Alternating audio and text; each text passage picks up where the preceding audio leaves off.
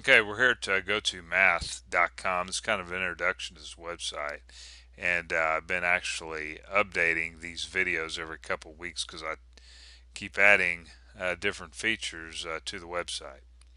So quickly, like I said, this is an introduction, and we're going to talk about what works and what doesn't work.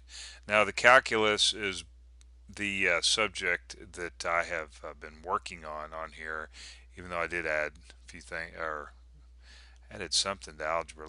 I think it's just sets right now. Okay, so this is how this works. Like I said, algebra, trigonometry, forget it. All right. Hopefully, in the next couple weeks, I'll start on algebra. But Cal 1, I'm trying to finish that, but there's been um, some detours that I've taken, and one of them is adding this box here and my stats. Okay, let's can we go back to no, I guess we'll just stay right here. Let's just click on one of these topics here. So you choose a topic. We're going to talk about calculus here real quick. And like I said, this is Cal 1. And actually, let's go back to here. Let's see. I think we're good up to here so far. All right. Hopefully, in the next couple weeks, I'll be able to finish this. So if you hadn't been here before and you don't know, this is basically how it works. Choose the topic here from the contents that you're working on, and what you'll see is a problem set come up. You can either click on this button here, which will randomly select. For example, if we got 2.1, 2.2, let's click on that. So it's going to randomly select either 2.1 or 2.2 from this button here. And sometimes that's good, just have it kind of random pop up trying to study this stuff. You can click on the problem set to get the problem set to come back up again. And this is the particular form right here that we're looking at. We'll click on that. And so what will happen is you'll go ahead and take a look at this, see if you can solve it and come up with an answer. You can click on the answer right here and you get 1/12. Now here's something that I've actually added, and that's this green box. This green box has a couple different purposes to it. One of them is to insert your answer that's actually associated with whatever the problem is over here. And so for example, in this particular one here, we got 1/12, so let's just type that in. See how that works out. Click, and it says correct. Okay. Now the other purpose that this actually has is for a calculator, and I'll talk about that here in just a second. Now let's say we wanted to rework this problem, but wanted some different.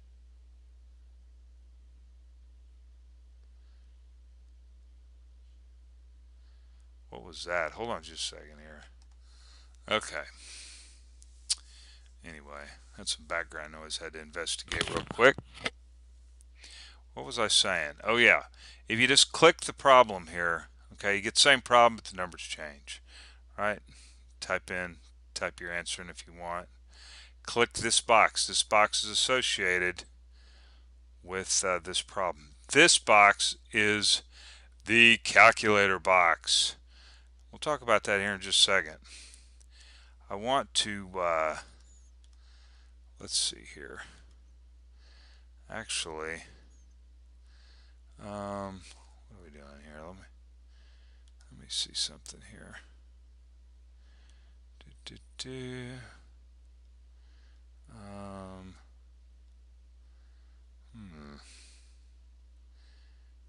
Actually, maybe that one there. Okay. Find around to 2 decimal places. Okay. Anyway, there should be, well, if there's, and that's what I was looking for. I was looking for, okay, here we go, right here.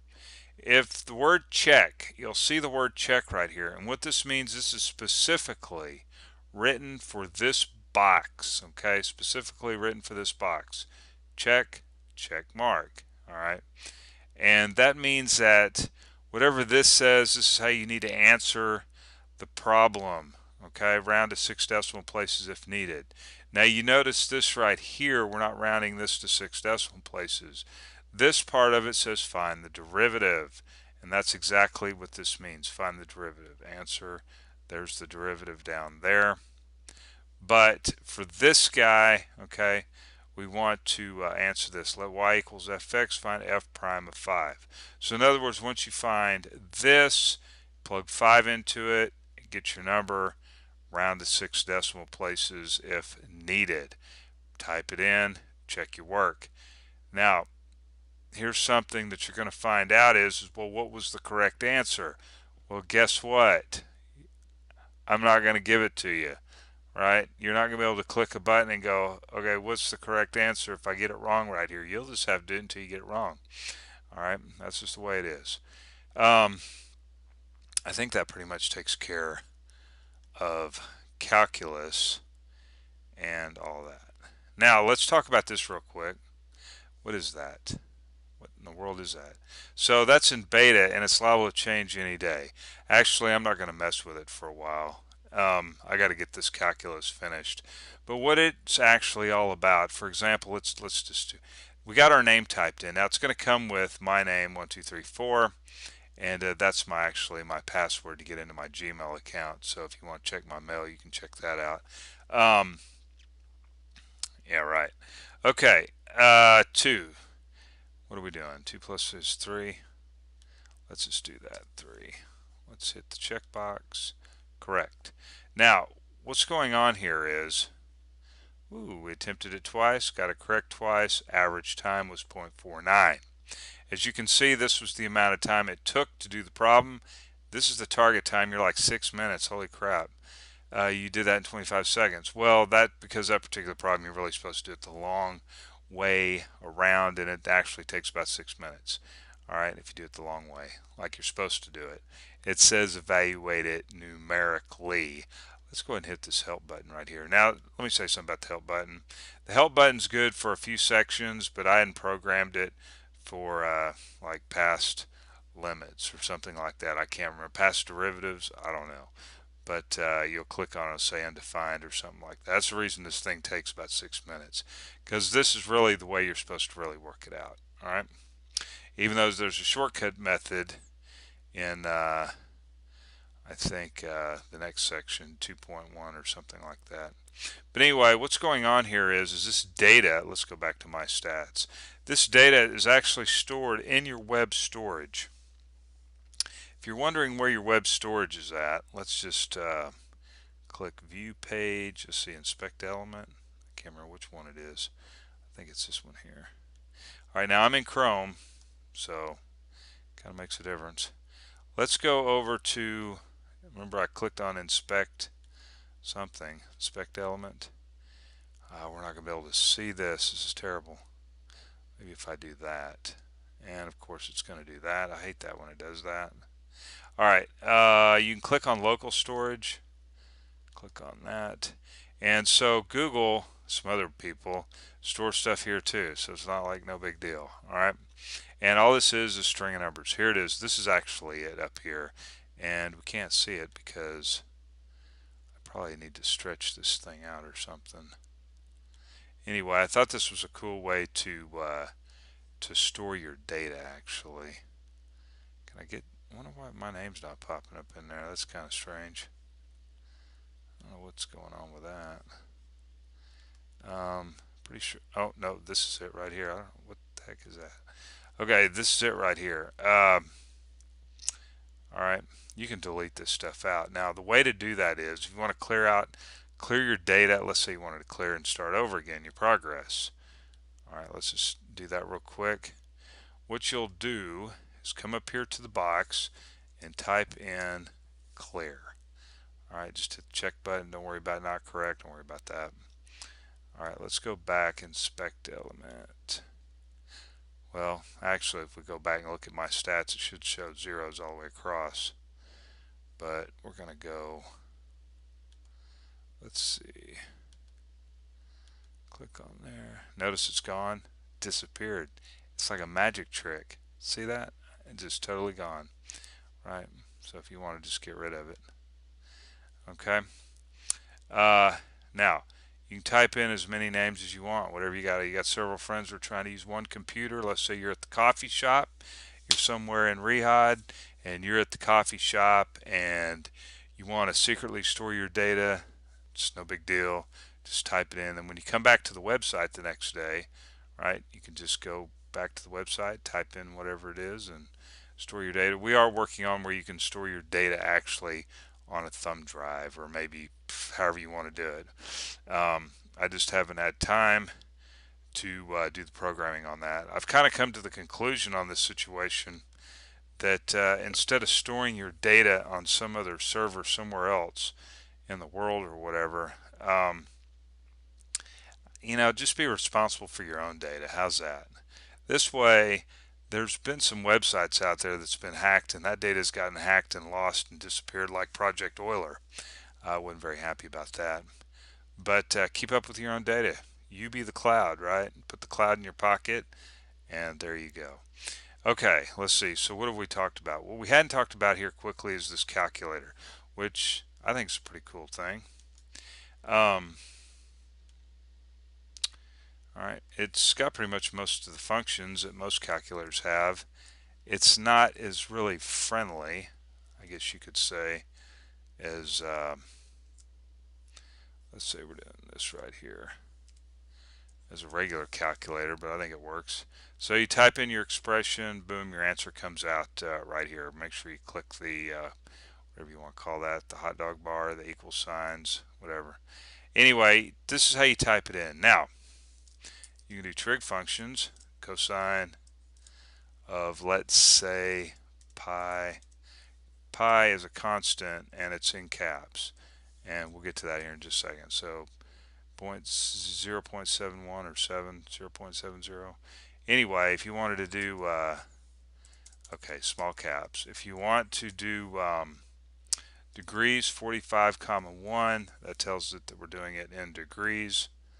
And if you noticed, it didn't change, right? So what about cosine of, let's say, cosine of pi? What should that be? Should be -1. Yep. How about cosine? Okay, I shouldn't be getting into all this. Cosine of, let's see, 180 degrees. So that should be 1. Or -1, I mean. Boop, there it is. Anyway, it's got a bunch of functions. Where do you find help on this thing? How do I know I'm typing it incorrectly? How do I type it incorrectly? Click on the help button up here. So I got a help page. By the way, recommended browser is Chrome. I do test this in Internet Explorer, and seems to work in Internet Explorer, but I've had some complaints about it. So there you go. Firefox. Sorry, man. I know a lot of people use it, but oh well. Green input box. So this is the calculator. Here's some constants for right now. Pi, e, the two popular ones. How do you type in expression? Make sure you use an asterisk for multiplication. You can't just type it in like 2, and as you see right here, no multiplication. Powers, put p, 3 raised to the 4th power. Logarithms, that's pretty. If you got a log with a different base, okay, type it in like that. Natural log, e, raised to whatever power. Trig functions, I got most of the trig functions. Like I said, put a comma 1 for degrees. I've got all those guys. I think I should add, there's some other stuff to add to that. What do we got? Absolute value, put absolute. ABS function, factorial, 5 factorial, just put 5 factorial, 5 factorial, 5. Permutations, combinations, those are nice to have. You want to do a sum, right? This, we're summing up. Remember, powers is the p function here I've gotten written. Product, a product of things, 1 to 5, taking the product, right? That'd be x plus 1 times x plus 1 times x plus 1. Of course, you'd be plugging in 1 into that guy right there. Actually, I think that's supposed to be an n right there, isn't it?